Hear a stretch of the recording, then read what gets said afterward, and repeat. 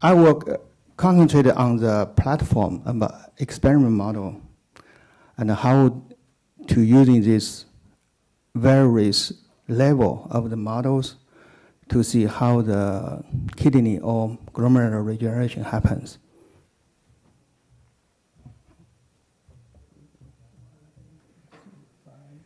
Okay. So focus on the mesangial repair and the restoration of mesangial after homeostasis has been alerted.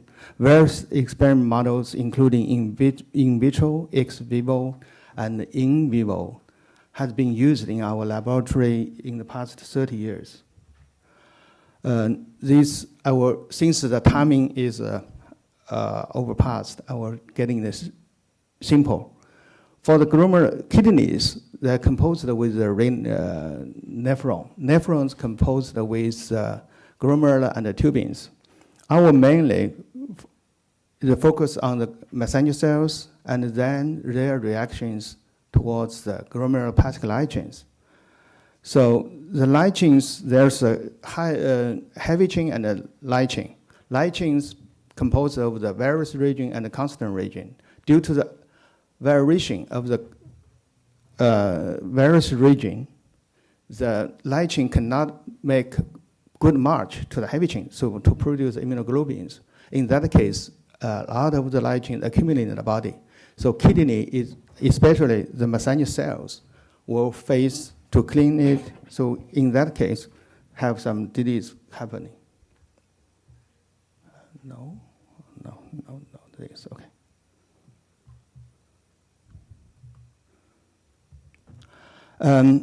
Dr. Herb, as an editor, published a book, this experiment model for the renal disease, for the pathogenesis and the diagnosis. This is mainly based on our laboratories, animal models.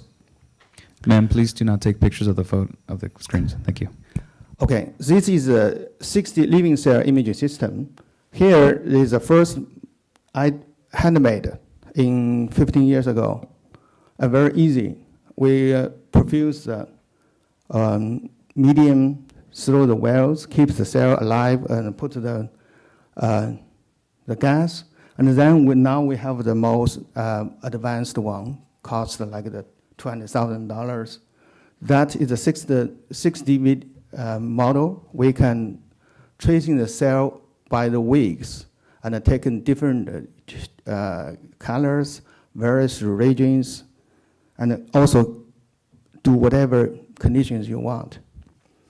And also for this is a micro manipulator. We can dealing with single cells, or as here, the model, we generated the light chain, amyloid light chain, and IRCD light chain like that. That's a nodule we can manipulate with the stem cell.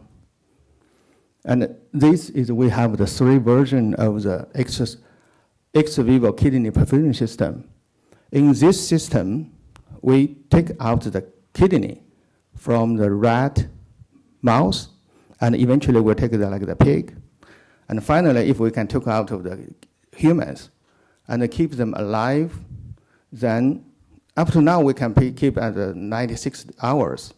Eventually, we want to extend the time to see not only the pathology process, also for the regenerations. And this is osmotic pump.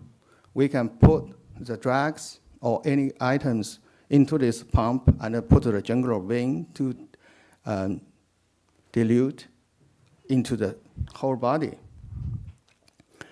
And finally, we found that this is a very good model, the penile injection. We know that the penile is a very special organ, pumping the blood and withdraw the blood in seconds, right? So we use this model to induce the light chain or other drugs into the immune system. And of course, we tried the terravine injection and other kind of injections, but that is not functional to keep like long time injections. As we using penile injection, we inject every daily for 2 weeks, and a big amount. And this is isolation. of the single glomerulus. Use a magnetic nanoparticle, inject into the blood, and then the nanoparticle is 40 nanometer diameters. They're stacked in the capillary of the glomerula. Then, using this protocol to isolate the single glomerulus, we can analyze this and can see the morphology or other kind of the analysis. So our design here is we could up to 4-5 weeks for the cellular level and a single glomerular level and animal, that means the whole animal model, and then the kidney levels. We combine these different levels for the cellular to the whole body level to see served for our research purpose. Let me generally introduce what we have done for the mesangial cells. We combine the 4 stages. One is for the membrane receptor. Second is the signal transduction. And the third is secretin pathway. And finally, with excellular matrix. For the cell receptors, we found that both amyloid light chain and the LCD light chain, they compete with the same antibodies, same receptors. And this is a light chain immunogold. We found that this is a caveolin. So there's competition between these 2 glomerulopathic light chains, but not with tubulopathic light chain. And then we did the cross-link studies to, when we incubated the light chain with the mesangial cells, we put the DTSSP, that is a cross-linker. So link the light chain here, usually a small band here. When cross-linker, it disappears here and generates a big band. Then we try to analyze this big band to see what is combined or sticked with the light chain. So we have some data, but since the mass spectrometry data is not well enough, so we could not exactly figure out what it is. So we still need to have some work to do. For the signal transductions, here is very significant for the NF-kappa B. In the control group, they're all in the cellular plasma. But after LCD, light chain deposit disease light chain and all LCD light chains, they're all translocated into the nuclear. But after that, we have something to prevent this dislocation. And we also see what happens next. For the amyloid light chains, we found that the lysosomers expansion with the time from the treatment of 5 minutes, 30, 60, 90, the expansions. And if we label the light chain with a red color, we found that red color light chain parcels, they get into the lysosomer, but not with LCDD. So this is a transmission. Sudden, why?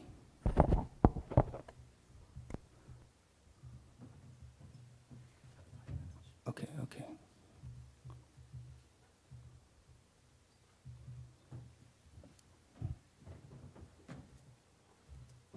Okay, this is transmission electronic barcode. Actually, this is the penile injection. This is the whole body. We inject the amyloid light chain through the penile for 2 weeks, and then found there's the mesangial cells full of the lysosomers. And this even we found that, of course, we have to identify these supposed to be the amyloid fiber precursors. And these, you see there, also have the fiber, amyloid fiber. And for the LCDDs, we found that's different from the amyloid light chain. They have the ER expansions. And after these 3 hours treatment, and then the ER expansion very significantly. This is also proved by the perfusion model. We see here the ER, rough ER, a lot of rough ER expansion, and then there's a extracellular matrix. Okay.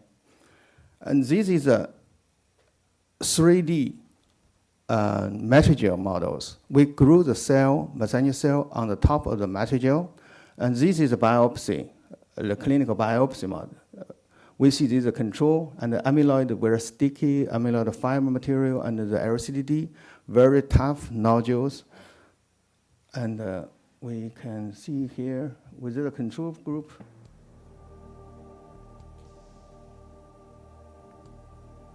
and so the control group, they will come with the mesangial cells that grew out with 3D structure. We won't see the 3D is clear, the frame there. But when we grew the amyloid light chain here, we can see there's secretion of amyloid. There's a lot of the amyloid fibers material that secrete out to the top of the mesangial. For the LCDD model, we can see there, just like here, there's a lot of nodules secreted out. If we see the 3D structure, the overexpressed extracellular matrix forms here. So it's very obvious. And the in vivo perfusion model also proved this. This is a control group. After we can up to the 96 hours, is very clear the morphology. But the amyloid light chain, we have the staining of the fibers, and also have the lysosomal for the LCDD expansion of the ER, and then overexpress of the ECM. And the PNAC injection is the same thing, the clear without the light chain deposit. And then for the 2 weeks of the amyloid light chain, and 1 week and 2 weeks, we found that the congruent and then sulfur T, and also for the tennessine staining, very significant. And this is a very marvelous. We published in the Kidney International control group with a scanning electronic microscope. For 2 weeks, you can see that these glomerulus, in 2 weeks, there's so many amyloid fibers created out. And this is amyloid fiber, is a fiber for the scanning electron and transmission electron microscopes. And for the perfusion models, the same happens. Of course, this only we took like 24 hours is not long enough. Not so many, not as many as the amyloid fibers formed in the PNAC injection. That's for 2 weeks. Then for the LCD groups, the same thing happens. Okay, the same thing as we for the perfusion system and also for the cell culture systems. Okay, so as a summary, let's play this video. Since this is what Dr. Herrera will present, but it's not work, so I inserted this.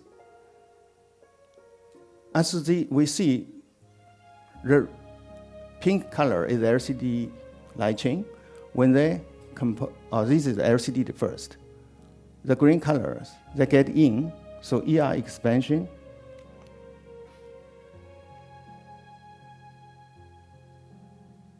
And then they secrete. Generally, the ECM surrounding the mesangial cell is mainly composed of the collagen 4, but the LCD light chain increased the secretion of the tennessine. Tennessine is very tough, very hard to dissolve. So finally, they confirm the nodules, the tennessine centralized nodules. When the amyloid light chains comes, so they are different. They stimulate the lysosomes, as we see in the scan electron microscope and other kinds. A lot of the lysosomes, and then the amyloid light chain was like someone worked out, finally dump out the amyloid fiber.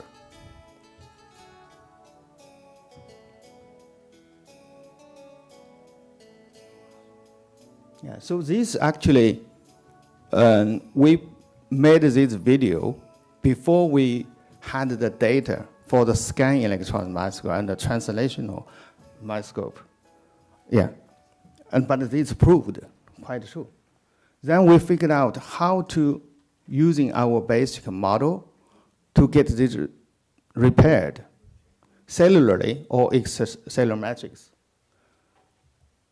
Okay, this we grew the cell, 60, these are the normal cells, and then they can harmony with the mesenchymal stem cells. So mesenchymal cell live very happily with mesenchymal stem cell.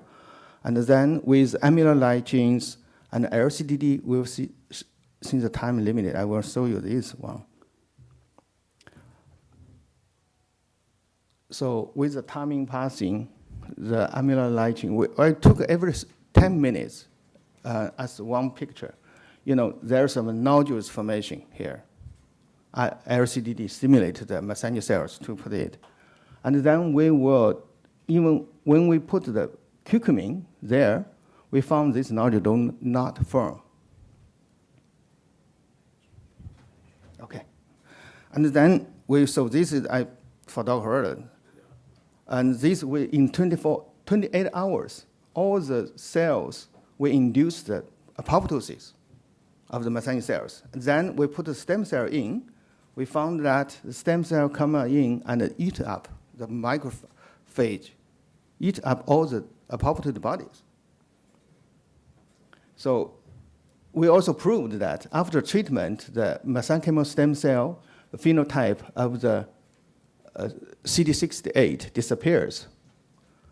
And here, for the 68 disappears, and then, but the smoothing is coming out. Also for the 28, 29, 45, 54. And for the extracellular matrix, also, we found that in these different models, they all generated the same thing. That's the tennessine centroid. Okay, there's no time. So eventually, the final layer shows this. When we treat the medium, the mainly is composed of the collagen 4, and then LCD light chain becomes the tennessine dominated. But after we put the MMP7, it comes back. So as a summary, we can using the stem cell to cellularize recovery, the damaged cell, but also we can also convert or restore the ECM. Okay, since the time is really, really limited, so I will stop here. Dr. Okay, our long-term goal is develop the therapeutic modules to prevent, ameliorate, or slow down the irreversible real damage, to make the present apparently irreversible real damage reversible in the future. Thank you.